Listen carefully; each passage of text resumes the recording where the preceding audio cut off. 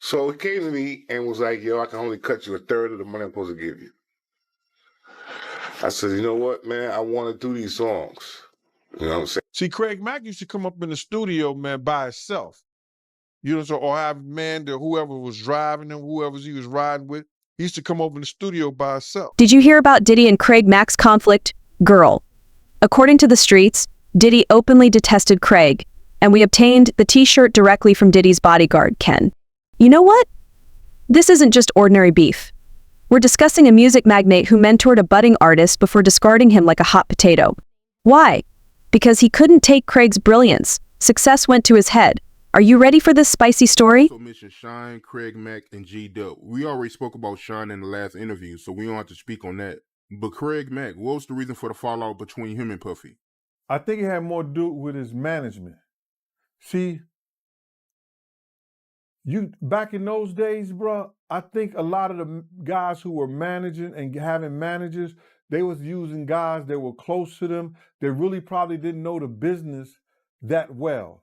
See, Mace had a manager named Cuda, and Cuda knew the business, whereas the Mace got a damn good contract on his first contract. And I was hearing that Mace's first contract was better than Big's contract. You understand what I'm saying? So now, Craig Mack manager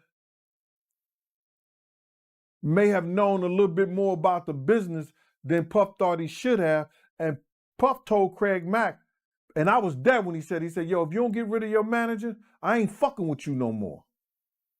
Girl, allow me to transport you back to the heyday of Craig Mack, Diddy's golden boy, when he was more brilliant than a diamond in the rough. Diddy was beaming from ear to ear, and Craig was the talk of the town. Imagine this, Craig drops lava in your face, and suddenly it's as if he set off a musical explosion. The streets couldn't get enough of that rhythm, that flow, that swagger. At a kindergarten graduation, Craig was acting like a proud father, showing off as though he was the eighth wonder of the world. I look at my boy, he would say, strutting around with Craig like a brand new toy. Craig was everywhere, on the radio, in clubs, and even in your mama's car. Everyone was bobbing their heads to his beat. The bodyguard told me that Diddy was constantly focused on Craig. You might have thought Craig was Diddy's long-lost son or something. But keep in mind, success can have its drawbacks. While Craig was basking in the limelight, Diddy started giving him the side eye. The bodyguard spilled some piping hot tea about this, saying Diddy was getting twitchy about Craig's rising star. One minute Diddy was all smiles, and the next he was staring at Craig like he'd stolen his last cookie. Poor Craig, though he thought he was set for life. Platinum records were selling out, money was rolling in like the tide, and he was living his best life, oblivious to the storm clouds gathering. Diddy's smile was getting tighter, and his hugs were a little less warm. And Craig Mack wasn't getting rid of his manager. So it was that fallout. I think I seen on one of the video shows, and you see Craig Mack like this while Big and Puff is standing up and they talking, and Puff say, yeah, we're gonna do Craig Mack, yep, take that, yeah, we're gonna do Craig Mack, yep, take that. We're gonna do Craig Mack album in January, and Craig Mack did like this. And looked at him like, fuck is you lying for? You understand? That's in one of that videos that circulated on the internet. But he didn't like Craig Mack managers, so he got rid of the guy who actually launched Big's career. Yeah, I know the interview you're talking about. It was an interview with Puffy, Biggie, and Craig Mack. And they asked Puffy what was the upcoming plans for Bad Boy. And he brings up Craig Mack, and he say Craig Mack is coming out with an album. And Craig Mack, he looks at him with like this confused look on his face. But G-Dub, man, I want to talk about him and Puffy, man. What was the issue between him and Puffy? Well, I don't know if it was a fallout or anything like that. G-Dub, him and Black Rob, in a sense, never left the streets. You know what I'm saying? And G-Dub Rob brought G-Dub to the label, and he wanted G-Dub to be his artist, but Puff took G-Dub as his own artist, made that money off him, and kicked him to the curb. So I don't think it was much of a fallout. He just couldn't handle. Puff is the type of dude, if he can't handle you, he gonna get rid of you. If he can't do what he want to do with you, you're not gonna be in his camp. That's why he never signed DMX. and he signed the Locks because the Locks was more comfortable for him. He thought the Locks would be more comfortable with him dealing with them than X. You know what I'm saying? So he signed people that he could deal with, and he worked with the people that he could deal with. If you're gonna be a head case a head problem, 9 times out of 10, he gonna get rid of you. There was a problem, but what? When the bodyguard first observed it, he informed me that Diddy began claiming he was busy or had another meeting as an excuse for not being around Craig. However, the streets were speculating that Diddy was spending more time with someone else. And before you knew it, Diddy had a new favorite. That's the million-dollar question, isn't it? But before I reveal that, let me tell you something else. Diddy was upset that Craig could handle his own defeats. That was only the beginning of the drama that was about to unfold, and believe me, it was messier than a toddler eating spaghetti. Would you believe that the bodyguard overheard Diddy talking on the phone one night, saying that Craig was too independent and didn't need him enough? Craig was about to discover the hard way that, in this field, your biggest admirer can turn into your worst adversary faster than you can say bad boy for life. True colors were about to emerge, and baby, they weren't beautiful. Go back to this article by Rolling Stone about Craig Mack. They claimed that Craig Mack, he asked Diddy for money before at an event.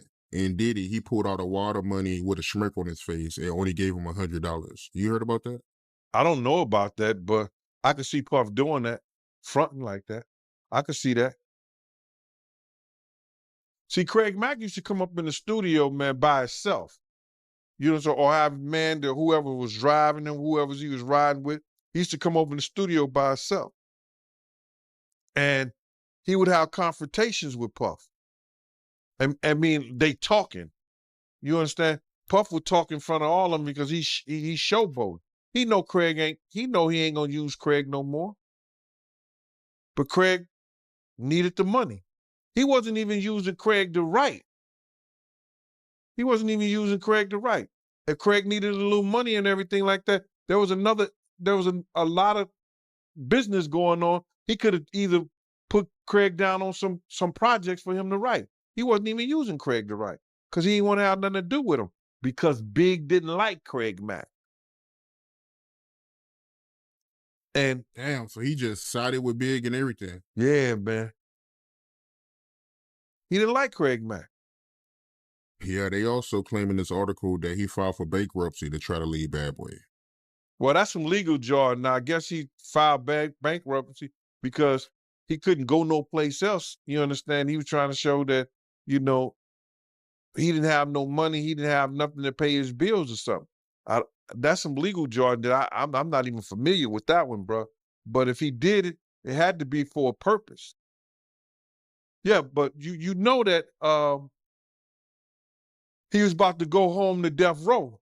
You know he was about to go to death row, right?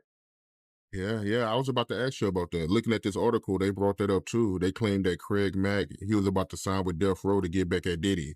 They claimed that Suge Knight, he flew him out to LA. He offered him an advance for $200K in a recorded budget for $1.2 million.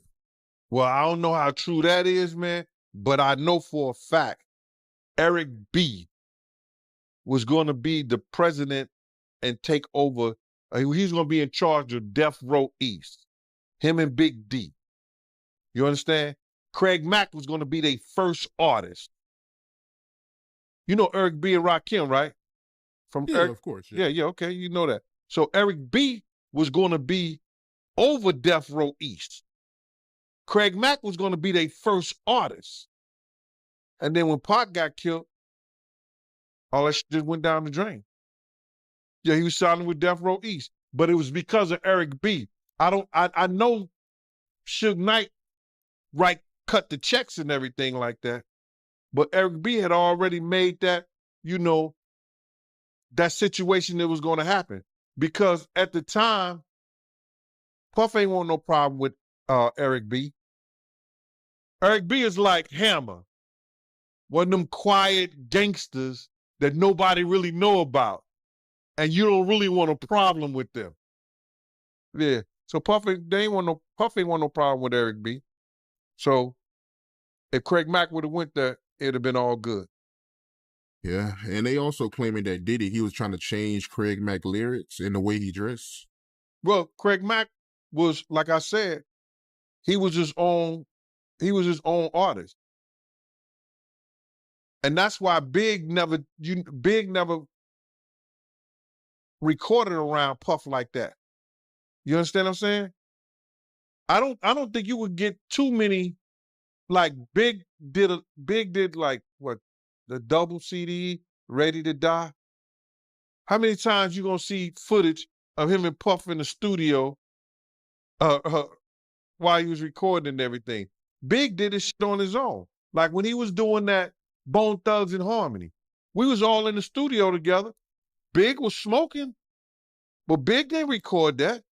Big waited about 3 or 4 days after Bone Thugs and Harmony record their stuff and recorded on his own. So none of them like to be in the studio with Puff like that, Craig Mack or Big. So I don't know how they can say that Puff was giving them ideas. You know, I've seen Puff tell people to change certain things, but I guess that's what a producer do. An executive producer.